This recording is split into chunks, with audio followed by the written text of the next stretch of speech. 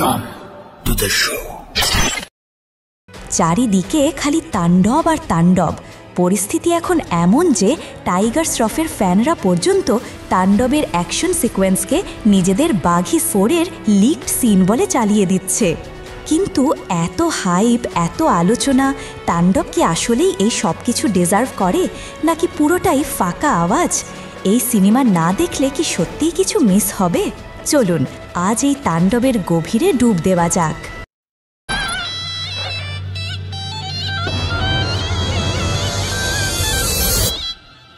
Welcome to the show. Welcome. সত্যি বলতে এইটুকু ভয়েস মডুলেশন করতেই আমার দম বেরিয়ে গেছে। আর সেখানে দাঁড়িয়ে শাকিব খান পুরো মুভিতে একটা হাস্কি রাফ ভয়েস ধরে রেখেছেন। Man, hats off to his dedication.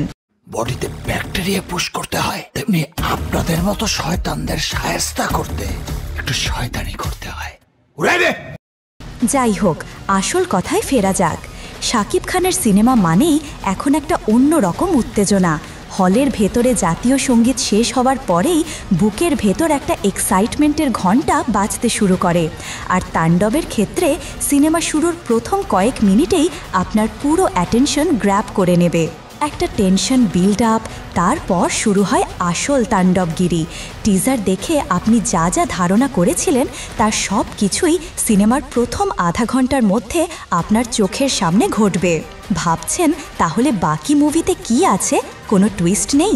Wait, উত্তরটা একটু পরেই দিচ্ছি। হ্যাঁ, এটা সত্যি যে ফার্স্ট হাফের কিছু অংশ আপনার কাছে একটু স্লো মনে হতে পারে গল্পটা অযথাই টানা হচ্ছে। কিন্তু বন্ধু, বিশ্বাস করুন, ওটা স্লো ছিল না, ওটা ছিল সুনামি আসার আগের শান্ত সমুদ্র। কারণ সেকেন্ড হাফে গল্প যে লেভেলে মোড় নেয়, একের গড় এক টুইস্ট যেভাবে আপনার মাথার খুলি উড়িয়ে দেয়, সেই শকটা দেওয়ার জন্য ফার্স্ট হাফের ওই ডেভেলপমেন্টটা খুব খুব খুব জরুরি ছিল।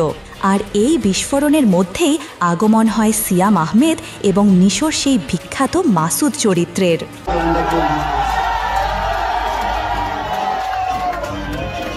নেট দুনিয়ায় এখন একটা বড় বিতর্ক চলছে, এই ক্যামিওর জন্যই নাকি তাণ্ডব এত হাইপ পাচ্ছে। যারা এটা বলছেন, আমি বাজি ধরে বলতে পারি তাদের বেশিরভাগই সিনেমাটা দেখেননি।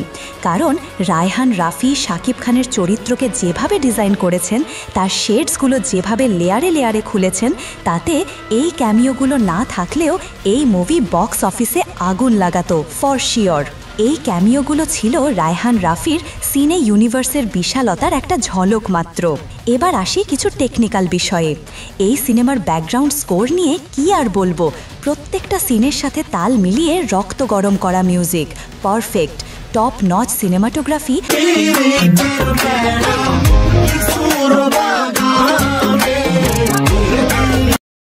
আর সেই লেভেলের কালার গ্রেডিং আপনাকে একটা ওয়ার্ল্ড ক্লাস সিনেমার ফিল দেবে। সাকিব সাবিলার রোম্যান্টিক গানটা খুবই সুন্দর এবং সঠিক জায়গায় ব্যবহার করা হয়েছে। তবে হ্যাঁ, লিচু বাগানের প্লেসমেন্ট নিয়ে আপনার মনে প্রশ্ন জাগতেই পারে। সাপোর্টিং কাস্টের কথা আর কি বলবো, প্রত্যেকেই জাঁদরেল অভিনেতা, সবাই নিজের সেরাটা দিয়েছেন। সাবিলা নূরকে সাকিবের পাশে মানাবে কিনা এই সন্দেহ যাদের ছিল, সিনেমা দেখার সময় তাদের মাথা থেকে এই চিন্তা উড়ে যাবে। তাদের কেমিস্ট্রি অসাধারণ, আর সাবিলার ন্যাচারাল লুক আর অভিনয় ছিল এক কথায় দারুণ। কিন্তু আসল চমক ছিলেন জয়া আহসান। তিনি যে গল্পে এত বড় একটা চালকের আসনে থাকবেন, এটা কেউ ভাবেনি। তার চরিত্র ছাড়া সাকিবের চরিত্রটাই যেন অসম্পূর্ণ। আর finally mega star Shakib Khan. গল্পে টুইস্ট লাগবে না, নাহলে পাবলিক বোর হয়ে যাবে তো। Man, what a transformation! এই লোকটা নিজেকে কোন লেভেলে নিয়ে যাচ্ছে ভাবা যায় না। তার চরিত্রের দুটো শেড, দুটোতেই তিনি 100তে 100। তার swag, body language, action, expression সব কিছু আপনাকে মুগ্ধ করবে। বিশেষ করে অ্যাকশন সিকোয়েন্সগুলো দেখলে আপনার মনে হবে আপনি বলিউড বা সাউথের কোনো হাই বাজেট সিনেমা দেখছেন।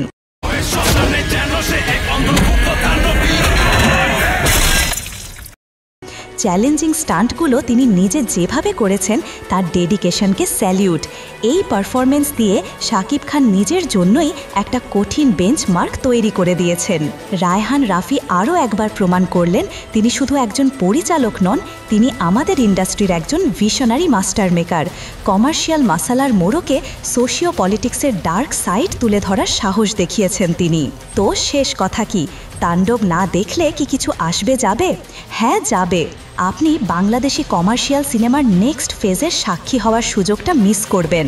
আপনি একটা রোলার কস্টার রাইড মিস করবেন, যা আপনাকে একই সাথে স্তব্ধ, উত্তেজিত এবং গর্বিত করবে। এখনই টিকিট কেটে হলে যান আর এই তাণ্ডবের অংশ হয়ে যান। রিভিউ কেমন লাগলো কমেন্টে জানাতে ভুলবেন না।